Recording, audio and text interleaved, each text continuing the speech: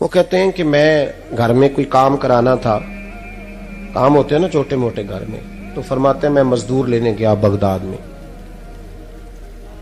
چوکوں پہ مزدور ساری عمر کا مزدور ہی ہے نا بیچارہ، امیر تو امیر تر ہوتا جا رہا ہے اور غریب تر ہو. ہمارے تو پیر بھی لوگوں کو کہہ رہے ہیں فقیر ہو جاؤ، خود امیر ہوتے جاتے، خود روز بروز امیر ہو رہے ہیں، دنیا کو کہہ رہے ہیں فقیر ہو جاؤ. تم بھی تو تھوڑا فقر اختیار کرو نا بھائی، جو درس دے رہے ہو. اللہ ماشاءاللہ سب کی بات نہیں کرتا.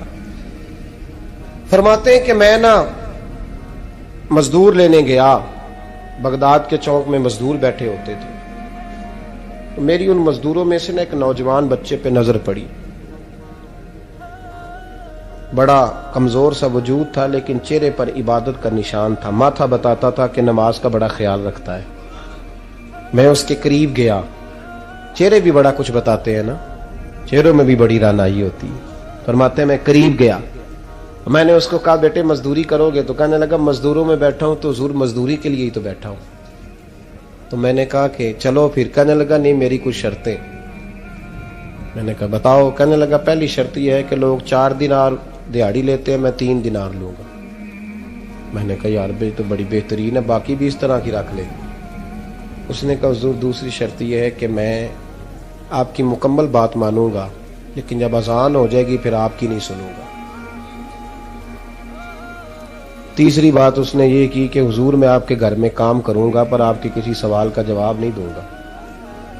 کہتے ہیں میں نے کہا یار تو بڑا عجیب ہے، شرطیں تو مالکوں کی ہوتی ہیں. کہنے لگا جی بہرحال میں شرطیں لگا کے جاتا ہوں. فرماتے ہیں میں اسے گھر لے آیا، کام میں نے اس کو بتایا تو جو کام مزدور سارے دن میں کرتا ہے نا اس نے 2 گھنٹے میں ہی کر دیا. ہمارے مزدور سگریٹ پینے میں بھی تو آدھا گھنٹہ لگاتے ہیں نا، وہ چائے پینے جائیں تو پونا گھنٹہ وہاں. ان کو بھی تو دیانتداری کرنی چاہیے کہ نہیں کرنی چاہیے؟ نے معاہدہ کیا ہے نا جی تو پورا اترنا چاہیے نا. کہتے 2 گھنٹے میں. اب کام جب بندہ شروع کراتا ہے تو کام اور نکل آتا ہے. کہتے کام میں نے اس کو اور بتا دیا، وہ کرنے لگا. اس نے مٹی نکال کے رکھی تھی باہر رستے میں، تو اذان ہو گئی زور کی.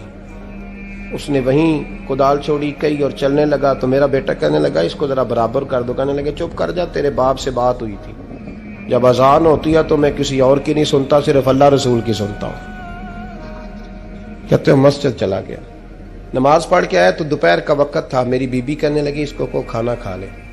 کہتے ہیں ہم نے کہا کھانا کھا لو. تو کہنے لگا میں نے روزہ رکھا ہوا، رمضان بھی نہیں تھا، نفلی روزہ رکھا ہوا.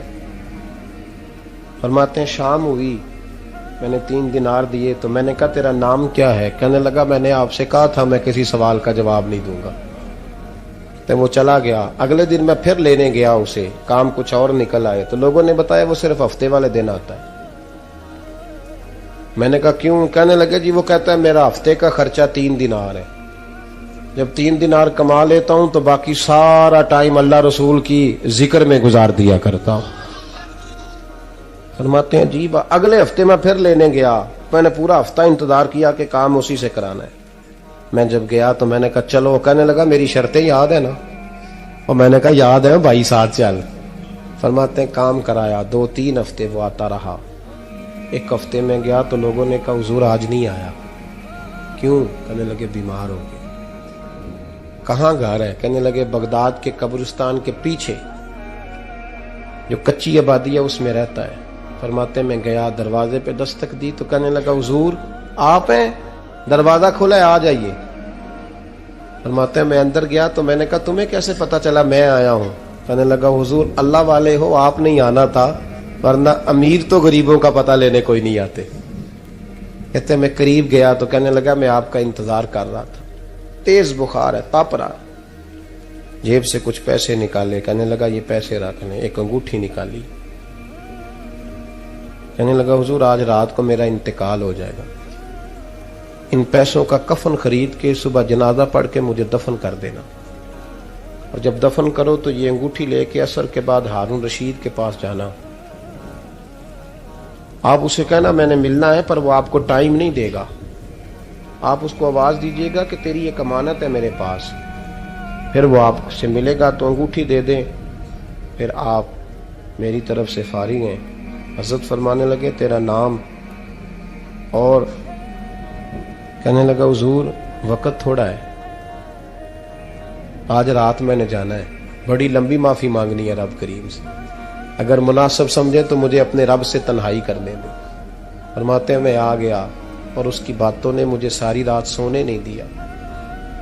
فرماتے ہیں صبح بڑی مشکل سے سورج نکلا، میں گیا دروازے پہ ہاتھ رکھا تو دروازہ کھلا ہوا تھا، اندر داخل ہوا تو خوشبوئیں میرا استقبال کر رہی تھی، جب چہرے سے کپڑا ہٹایا تو اس کا تو انتقال ہو چکا، انتقال ہو چکا، ایسے جیسے کسی کا دیدار کر کے سویا۔ کہتے میں تو 2 آدمی لے گیا تھا جنازے پہ، پر پتہ نہیں دنیا کدھر کدھر سے آئی، کہاں کہاں سے، اکھاں جدو میٹیاں زمانہ مینو روے گا، اپنا تے اپنا بیگانہ مینو روے گا، اپنا تے اپنا۔ اور میاں صاحب نے کہا تھا بعد مرن دے مکھڑا میرا ہو جاوے جے تازہ، پھر سمجھ لینا محبوب میرے نے آن پڑیا جنازہ۔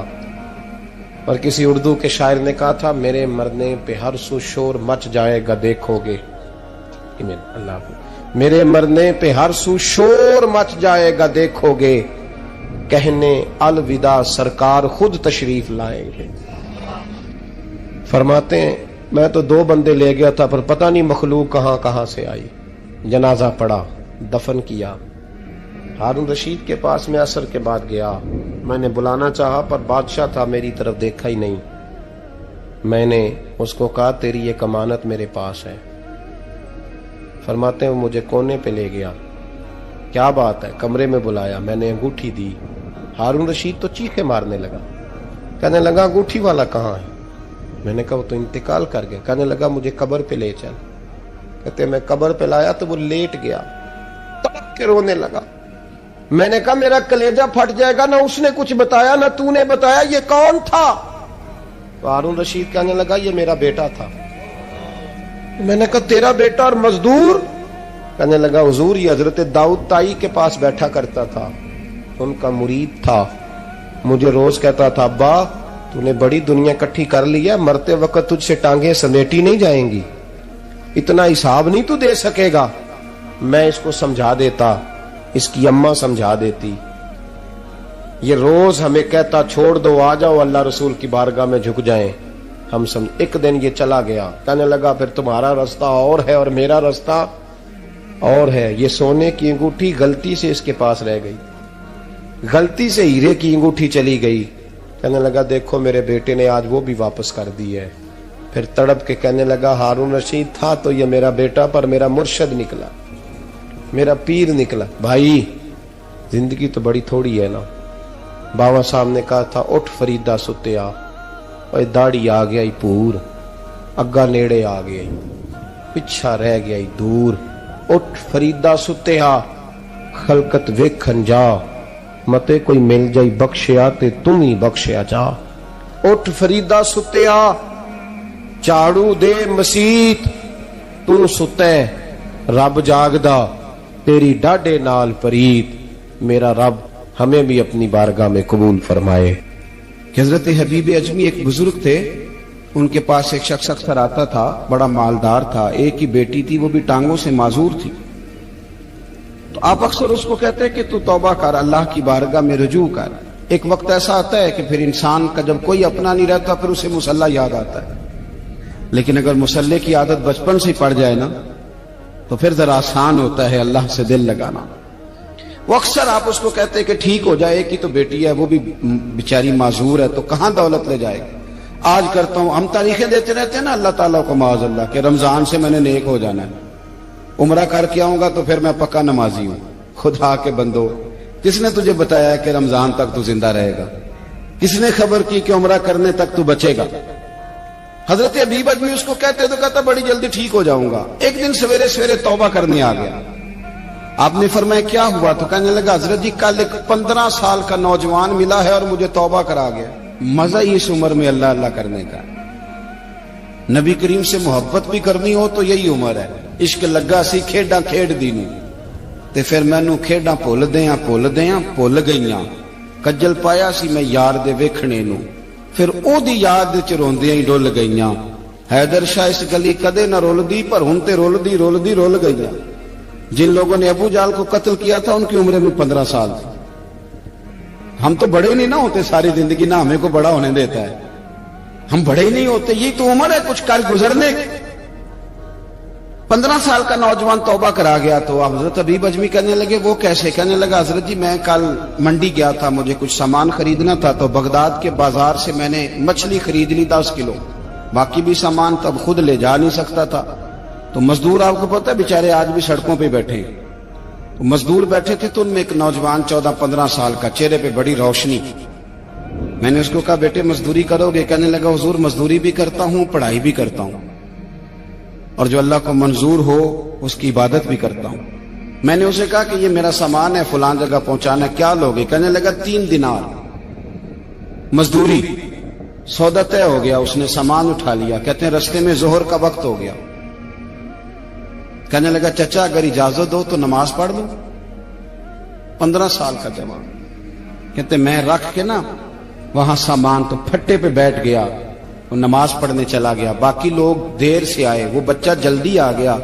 मैंने कहा बेटे आप जल्दी आ गए? कहने लगे नफल छोड़ दिए, आप यही ना समझ लें कि काम चोर है, मैं बाद में पढ़ लूंगा। कहते हैं वो दोपहर का वक्त, रमजान भी नहीं था, मैं उस बच्चे को नौजवान घर ले गया और मैंने अपनी बीवी से कहा कि बड़ा नेक है, नमाजी है। और रास्ते में ये भी हुआ है कि मैंने उसे एक दफा कहा है कि ये मुझे थोड़ी देर के लिए दे दो, गर्मी बड़ी है, तुम्हें पसीना आ रहा है, मैं उठा लेता हूं। कहने लगा नहीं चचा मैं रिस्क हलाल खाता हूं, अगर आप उठाएंगे तो मैं 3 दिनार मजदूरी पूरी नहीं लूंगा, फिर पैसे कम करूंगा, मैंने तय किया है कि उठाऊंगा। तो कहते हैं मैंने अपनी बीवी को बताया तो बड़ी मुतासिर हुई। कहने लगी दोपहर का खाना पक गया, उसे को रोटी खा ले। रमजान भी नहीं था। कहते मैं बाहर निकला, उसको 3 दिनार थमाए। तो मैंने कहा बेटे एक बात मेरी मानोगे? कहने लगा बताइए। मैंने कहा खाना पकाए खा लो। कहने लगा मैं माफी चाहता हूं, मैंने रोजा रखा हुआ है। हुजूर ने हुक्म दिया, हुक्म नबी करीम ने हुक्म दिया, बुखारी मुस्लिम की हदीस है। फरमाया नौजवानों अगर तुम्हारे पास ताकत है तो निकाह कर लो वरना रोजे रखो। हुक्म दिया, या निकाह और या रोजे, ये सरकार का हुक्म है। भाई नफली रोजा नफ्स की कुव्वतों को कुचलता है, इंसान में नौरानियत और रूहानियत लाता है। कहते वो कहने लगा मैंने रोजा रखा है। मैं और मुतासिर हो गया। मैंने कहा आप क्या करोगे? कहीं और जाना है? कहने लगा नहीं, मैं जिस दिन 3 दिनार कमा लेता हूं फिर मैं मजीद लालच नहीं करता, बाकी वक्त या कुरान मजीद पढ़ता रहता हूं या नबी पाक पे दुरूद शरीफ पढ़ता रहता हूं। आप बताएं। तो मैंने कहा कि इफ्तार मेरे साथ कर लो। कहते हैं मैं उसे मस्जिद छोड़ आया और खुद मैं लौट आया। इफ्तार के बाद मैं उसे लाया, खाना खिलाया, इशा पढ़ी। उसका घर दूर था, मैंने ड्राइंग रूम खोल दिया, बैठक खोल दी, वहीं वो सो गया। मेरी 20 साल की माजूर बच्ची कभी चल नहीं सकती थी, कोई तबीब कोई हकीम मैंने छोड़ा नहीं था इसको दिखाया न हो। एक ही बेटी, वो भी माजूर पैदाइशी। उसके कमरे में गए, मियां बीवी उसे खाना खिला, बताया बेटे एक नौजवान है, बड़ा नेक है हमारे घर में आज, बड़ा परहेजगार। पता है हुजूर ने क्या फरमाया? नबी करीम फरमाते हैं जब नौजवान उठ के तहज्जुद पढ़ता है ना नौजवान, तो अल्लाह फरिश्तों के सामने उस नौजवान पर फख्र फरमाता है। अल्लाह फख्र करता है कि उमर देखो और देखो ये मेरी बारगाह। अल्लाह फख्र करता है, अल्लाह यानी खुदा खुद मीरे मजलिस बूद, अल्लाह फख्र करता है। आप सोचे। तो हमने अपनी बेटी को बताया कि नौजवान और बड़ा नेक है। तो कहते हैं वो खाना खिला के हम वापस आ गए। आधी रात का वक्त हुआ तो दरवाजे पे दस्तक हुई। बच्ची अपने कमरे में सो रही थी, हम अपने कमरे में, वो बैठक में। घबरा के उठे कि इस वक्त कौन है दरवाजे पे? तो बेटी कहने लगी अब्बा दरवाजा तो खोलना। कहते हैं दरवाजा खोला तो 20 साल हो गए थे बेटी को, कभी उसने चल के नहीं दिखाया था, कभी दौड़ के उधर जाती कभी इधर आती। कहती अल्हम्दुलिल्लाह अल्लाह ने मेरी टांगे ठीक कर दी। हम दोनों रोने लगे, ए अल्लाह तो कितना करीम है, कैसे हुआ बेटे सारा कुछ? बेटी कहने लगी अब्बा आपने कहा था ना कि नेक नौजवान आया है, तो मेरे दिल में ख्याल आया अल्लाह अगर वाकई नेक है तो उसके सदके मुझे शिफा ही दे दे। या अय्युहल्लज़ीना आमनुत्तकुल्लाह वब्तगू इलैहिल वसीला। तो कहने लगी अभी मेरी दुआ भी पूरी नहीं हुई तो रब करीम ने फजल किया है और मुझे शिफा अता कर दी। कहते हम दौड़ के उसके कमरे में गए और जब हमने हाथ रखा तो दरवाजा पहले से खुला था, एक खत छोड़ गया था। आजकल के पीर की करामत होती तो फेसबुक पे दे देता, باقیوں کو بھی ذرا بول پتا چلے. کہتے ہیں وہ خط چھوڑ گیا اپنے بستر پہ کہ اگر تم لوگوں کو مجھ سے محبت ہو گئی ہے تو میرے پیچھے نہ دوڑنا, اس رب کی بارگاہ میں جھکنا جس رب نے میرے اوپر بھی فضل فرمایا ہے اور آپ پر بھی کرم فرمایا. میرے نوجوان دوستو, یہ جو بچپنا ہمیں لوگ کہتے ہیں نا ابھی بچے ہو, ابھی جب آپ بالغ ہو گئے تو نماز فرض ہو گئی, سچ بولنا ضروری ہو گیا, رزق حلال کھانا ضروری ہو گیا.